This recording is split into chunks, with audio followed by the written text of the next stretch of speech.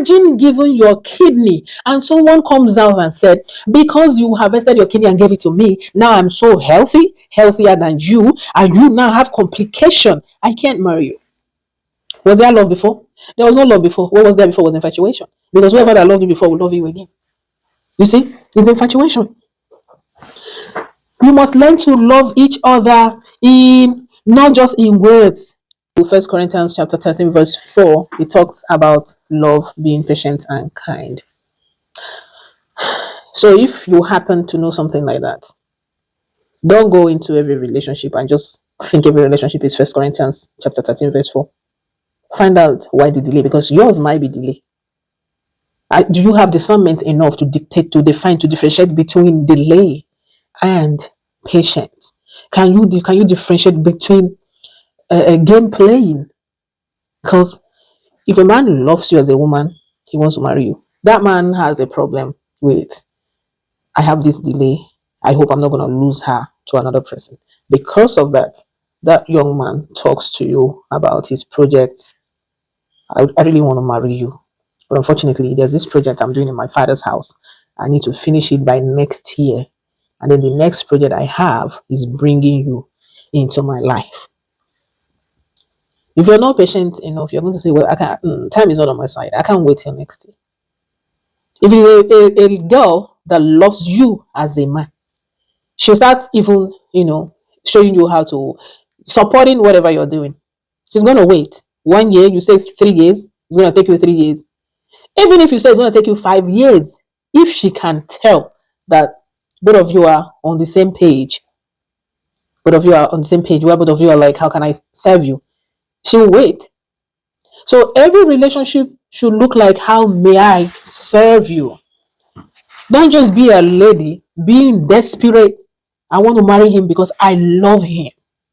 The Bible says he should love you. You should respect. So if you're a lady and you want to marry a man who has not told you that they want to marry you directly, you are pushing yourself. The way you push yourself in, that's how you're going to bring yourself out. You are dating yourself. Yes, you are dating yourself. So we need to come out of this desperacy. We need to stop just jumping into conclusions. First Corinthians 13 verse 4. That's what we're going to. Maybe your mother is calling you. Sandra, you've been with that man for how many years? What is he saying? What is this leading to? You're in a relationship, you don't even know what it is leading to. You just keep saying love is patient and kind. Is he your patient? Then tomorrow you realize that the man has married somebody else. You go home and go and die. You carry yourself to your family.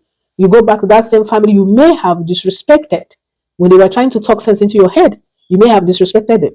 Then when you lose it here, you end up doing what? Going back to your family. It's a no-no for people to go into relationships and then you start disrespecting your family because you have met a man or you've met a woman. You don't know whether they are going down with you. In a relationship that is meant to be, I want to point out that in such relationships, there are no expectations, no conditions. Everything is unconditional. If I love you, love is unconditional. If I'm reciprocating, my respect is effortless. No conditions, nothing is expected. I'm not here trying to marry you on the condition that you have to, first of all, go erect a very big mansion in my father's house. You're not trying to date me because you want to use me like a ladder to build a monument. It's effortless, it's without condition, it's without expectations.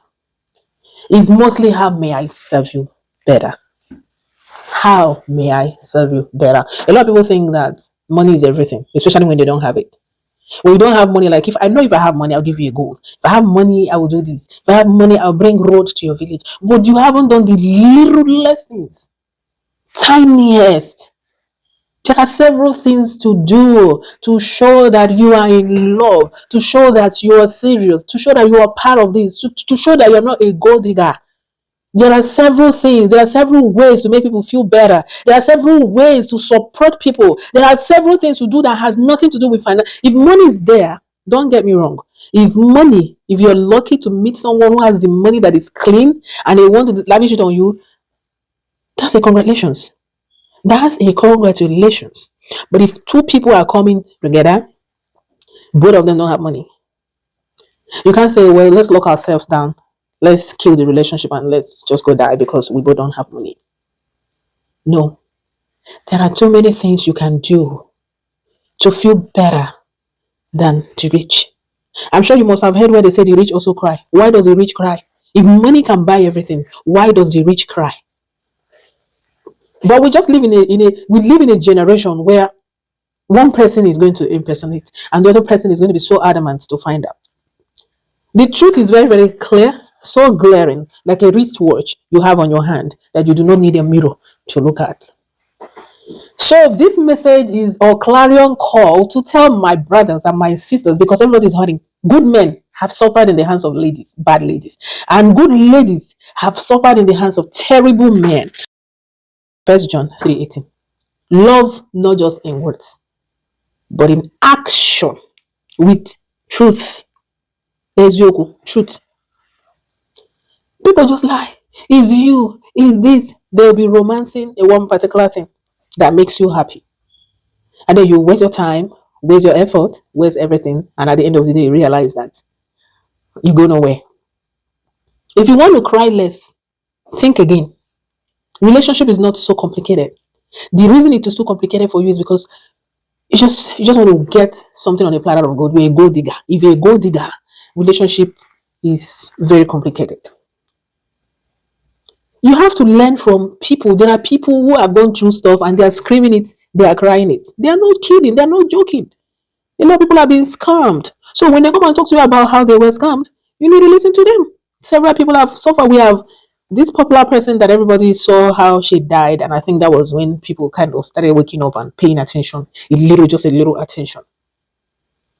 So you need to pay more attention to the person that is dating you, the person you say you guys are courting.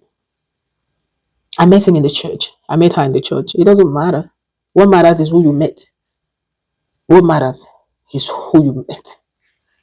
Who did you meet? How did you meet them? What is in their container? Are you going to talk about the content, or are you going to talk about the content in the container? Are you looking at the container, or are you paying attention to the content in the container? Who have you met? When the Lord put sheep in the church, wolves came. The enemy came and brought wolves. Everywhere there were wheat, the enemy came and put tares. And we can't separate. We don't know who they look alike until when the time for harvest is here. If you have no idea how to find the right spouse, then start talking to a therapist, start talking to a counselor. Don't waste your whole time and your whole world just to find out that the person you think you were dating is not the right person. A lot of ugly things are happening there. And this, whatever we have said here, is vice versa. It's not a gender fight where women fight for women, where men fight for men. No. Pay attention to who is at fault. Because sometimes whatever we wish, we carelessly support the wrong person. We are indirectly wishing it for us and for our family members. So if you know that right wish, you wish it. If you know what is wrong, stay away from it. If you know who to blame someone for what they did. And once again, I want to say thank you so very much for joining us this afternoon. Welcome to Living and Cleaving. Living and Cleaving is a Christian television show that mirrors the mind of God. Remember, unpleasant decision is lame. Don't forget. So when you're taking that decision, ask yourself a question. Is this a lame question or not? One more thing. Everybody in life needs discernment. Pray yours out. You can't achieve a lot without discernment.